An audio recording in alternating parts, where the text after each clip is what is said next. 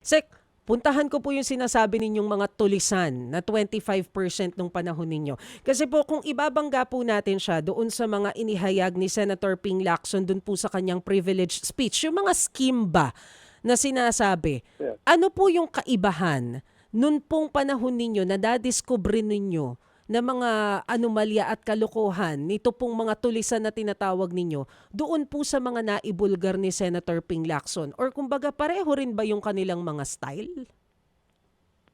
Hindi, mas matindi ngayon dahil meron ng tinatawag ghost project, meron pang half ghost na project. Sabi ko, ano yung half ghost? Mm-mm. Yung paulit-ulit na pinopondohan. Mhm. Samantalang nung panahon po So, ninyo, ano po yung usually na ginagawa at nahuli nyo tong tulisan na to? well, yung mga nangihingi, yung mga ganyan, dati normal kasi yan. No? So, pagka may birthday ni ganito, nako, piyesta yan. No? Eh, madali na lang magpadala ng 10 leksyon sa isang district office o sa regional office. No? So, yung ganon. No? Pero, unang araw ko pa lang, may nagdala sa akin ng, hindi ko alam, ang sabi nila, 5 million daw, para lang bayaran ko yung right of way. Sabi ko, palabasin nyo na yan at huwag nyo nang pabalikin dito. Tapos tinanong ko kagad, sino yung mga nakausap na niya? Lahat ng kinausap niya dati at nakakausap niya, pinagtatanggal ko din yun. Mhm. Alam nyo, ang dali-dali naman tracing ngayon. No? Sinabi na ni President Bongbong, 15 contractors. Eh di hanapin na lang ng DPWH kung sino yung mga nag-approve niyan, nag-inspection niyan, at nag-approve ng bayad, pati COA. Bakit walang inspection? Mm-mm. Mm-mm. Matitrace yan. May paper trail eh. Alangan namang yung bayaran niyan, walang dokumento. Mhm. Pero sir, sabi nga po ninyo, matitrace yan, may paper trail, pero gaano po kaposible yung sinasabi ni DPWH Secretary Manuel Bonoan, nakausap po kasi namin siya noong Friday, na sinasabi niya, nito lang niya rin nalaman na meron palang problema dyan sa DPWH. Eh. He was not aware doon daw sa mga nangyayari doon sa mga nasa ground. Gaano po Hindi, kaposible kasi yun? ganito kasi yung nangyayari dyan. No? Meron sinasubmit ang DPWH sa program of work for every budget year. No? So, bubuin nila yan at isasubmit nila sa cabinet, sa NEDA, sa DBM, and then magkakaroon ng what is referred to as National Expenditures Program. Pipirma ni Pangulo yan, isasubmit sa Kongreso. Okay. Pagdating sa Kongreso, andyan na yung mga insertions na sinasabi. Kabisado ni Senator Ping yan dahil nung panahon ko, si Senator Ping, yan na yung kinukutkot. Ano nangyari dun sa sinabit nyo at lumabas na appropriations?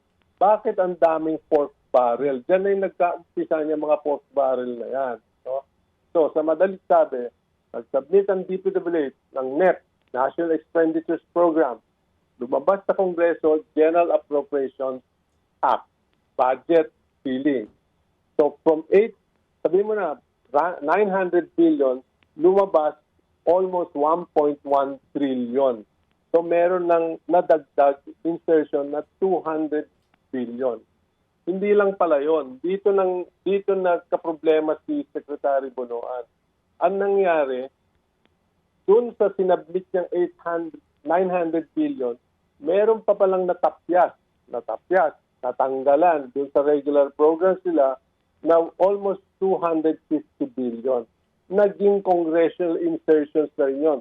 Tinanggalan ng 250, dinagdagan. So lumabas na 1.1 trillion, pero lahat ng 450 insertions na yon dahil hindi kasama sa programa nila yon.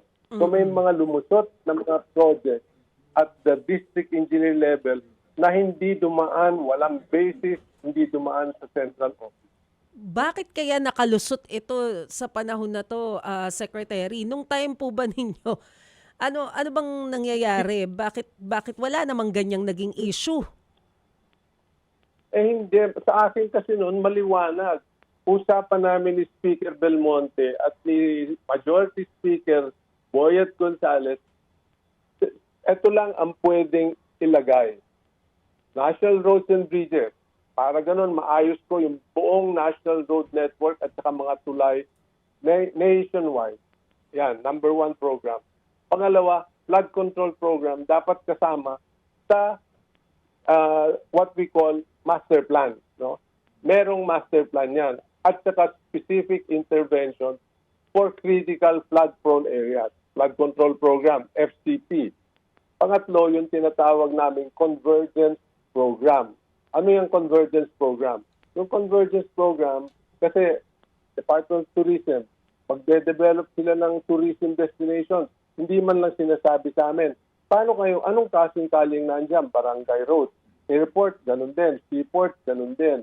So sabi namin, pwede ba ibigay nyo sa amin lahat ng pangangailangan yung construction at major dito yung DepEd, lahat ng school buildings si Secretary Armin. Sabi ko, Brother Armin, pwede ba yung mga school buildings at classroom construction, kami na magpapagawa, kami engineers kasi, paano naman yung principal mo at superintendent mo? Anong malay niya sa contracting? So lahat ng construction ng classrooms sa amin pinagawa. Kaya naubos yung kanyang backlog. At pang-apat na programa ay yung local project. Ito na yung critical infrastructure connecting major local destinations. So given yan, sabi ko sa speaker, ito lang ang pwedeng ilagay. Kung wala dito, kahit ilagay nyo sa budget, hindi ko gagawin. So kahit mag-insert ka dyan, hindi ko gagawin.